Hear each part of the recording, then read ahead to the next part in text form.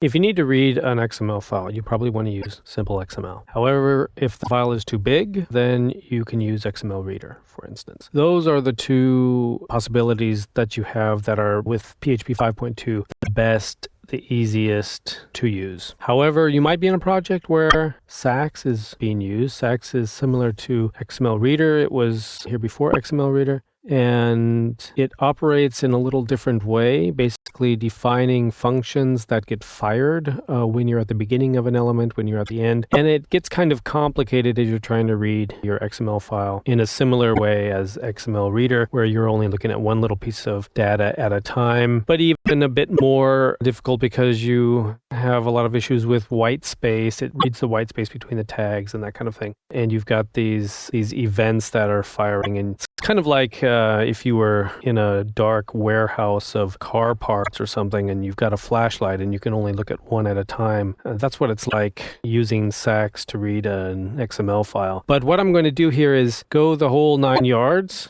read through our members XML file here, and bend SAX so that we can build up an array of members and display it just like we did with the XML reader. So here we go. We need to make a parser first. So XML parser, create, super. Now we want to define what the functions are called that are going to be called, or the name of the functions that are going to be called, when we start an element and when we end an element. So we say parser here, that's what we just made, and now we say the function, first function is going to be called start, and the next function is going to be called end. That's it. We have to make these functions now. However, there's another setting we need to do, set character data handler, and we have to send the parser again, and then we have to say C data here. That's the name of the function that we're going to make, which reads the data. So this function, let's go ahead and make it, start, will be called whenever we're at the beginning of an element. So name, that's going to be the name of the element and attribute we also need. Actually, these are attributes, and this is an array of all the attributes in the element that we're in. Let's just echo this out so that we get an idea of what's going on here. I'll save that for later. Here we go. So what do we need to send out? Let's say that we're at the beginning here. And name, and now we need the attributes. We're going to implode them so that they're a string, comma separated, attributes, super, and then this thing at the end so that we can see them all in little parentheses, and end our div here. That's super. So that is our start, which is defined here. And now we're going to make end. And what does end have? End doesn't have any attributes. End means this here, for instance. Here, let me show you. So start is when we're here, for instance, and that's why we have attributes. End is when we're here, and there's never any attributes in an end tag. So that's why we only have name here. I'm going to call this start because the name of the function is start. That's just to show us where we are. And since we don't have any attributes, we don't have to do anything with attributes there. So we're just showing it here. Super. And let's actually give it some color just so we can see. Weight bold. Okay, so now we'll be able to see the start in green and, for instance, the end in red, just so that we can see what's going on here. Now we just need to do one more, and that is called C data here. That's what we called it. You can name these anything you want. So parser data. Okay. And now we have echo div. Let's give this a color as well, maybe a gray. Okay. And what are we going to show here? Let's just say C data and in the div tag, and we're pretty much good to go here now. So end, no space, Start, no space, no space. So we are almost finished here. We need to do some more, 2 more lines here. Parse. We have to actually do the parsing now. Parser, file, get, contents. We have to get the contents of the file here. So, and then send true. So this is saying with this parser that's all been set up here, and this text, which is the text from our XML file, parse it, and then this is like a close basically. Free the parser. Parser. Okay, that's just to get the data out. So let's see if that's working here. What do we need? Read with SAX. So let's go there. Read with SAX. Super. Cannot redeclare end in 16. That might be reserved here. Let's try this here. You can't use the word end in this as a function name when doing this. So that is what we have as we step through our file node by node with SAX. We see here that it's at members. That's right here. Members. And C data is actually this information here and this, which is for SAX very relevant, the space between the tags. Then we go to member. That's the start of the next element. Here we are. And the attributes are 1 and president. And then we go to first name. And the data in first name is Jim. Then we're at the end of the first name. And again, this C data here is after the first name and before the last name. And then we get the last name, score, and so on. And it just runs through the file like that. Now, the thing is, this is probably not very useful to you because we are just skipping from element to element as we go through the XML file. And that is probably not the way you want to, for instance, output your data. You want to collect the data in some kind of variable so that after you're done going through your XML file, you have that data to act on, for instance, in an array. Let me just give you a small example, a real live example of what you might do with SAX. And that is you want to count how many members there are. The problem that you have here is you can add each time you're at members inside these functions, but the scope of your variable is only inside the function. So you need a global, and the way you define it is with globals, defined at the beginning of your file that you can then add inside your functions. So when we're done, we want to say echo, there are globals, and the name is number of members. Oh, it's not there. Number of members. Okay, now we don't want to do anything here. We don't want to do anything here. But inside start, every time we are on a member tag, we just want to increase this variable by 1. So let's do a little switch here. Switch, what? Name. Okay. And case. Now, if we look here, we see that everything is uppercase. You can change that, but we'll just leave it here. We just need to know in our programming that it's uppercase. If it's member, right, because we only have, let's see, 1, 2, 3 times that it's member. Where's the third time? Here. And that'll tell us how many there are. Then we say globals. Actually, I can copy this thing. So, plus plus. Then we have a break. We don't need this. And now we can see how many there are. If we add 1, let's add 1. Or doesn't have a position. Jill, Ashton, sister, 22. we see that there are 4 members. So it's actually counting them. And that's how you get the ability to build a variable as you're stepping through it in SAX. Because of these functions here, you need to have the global scope to be able to add to that variable.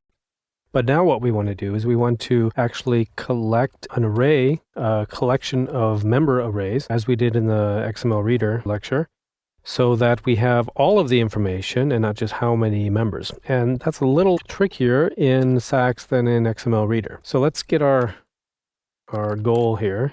We don't want to do the number of members anymore. We want to, after we're done, we want to say, display the results here, and then, so members, let's define it here as members. Okay, so we're going to have global members is going to be a collection of member arrays, and then we'll have our for each loop here, and we'll just run through it as we always do here. Okay, and let's just echo out all of the information that we've collected.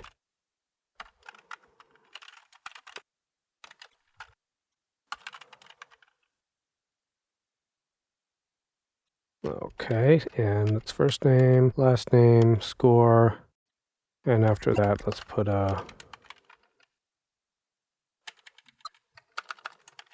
horizontal line. So here we have score, and here we have last name, and here we have score as well. So that's our goal. Now, how are we going to do it? We need to define some globals up here. Globals and current index is 1. That's going to be the number of the current member array that we're building. Then we have current field, and that's going to be, for instance, like first name, last name, field, right? And then we want the array itself, globals, or the collection itself, members, equals array. So now, in our start function, whenever we start an element, if we're here, or if we're here, or if we're here, we need to find out which one we're on. That's why we have a switch statement here. And now basically if we're on member, we want to create an empty array to fill as we continue on and go to first name, last name, and score. So here you get the feeling that you're in the parts warehouse with the flashlight. We're only looking at member now, but we have to plan for what we're going to be looking at as we continue on. So let's say here member equals, and that's going to be an array, first name. It's going to have a value of nothing to start out with. Last name, and it's going to have a value of nothing to start out with. And score, it's going to have a value of nothing to start out with. So, and we need to, here at the beginning, add this member array to our collection that we defined up here, and that we're going to display after we get done with all of this, after we go through our XML file. So that just is simply add the member. Now, what if we're on first name? Let's copy this. If we're on first name, well, then we don't need to do that. We just need to change the current field name.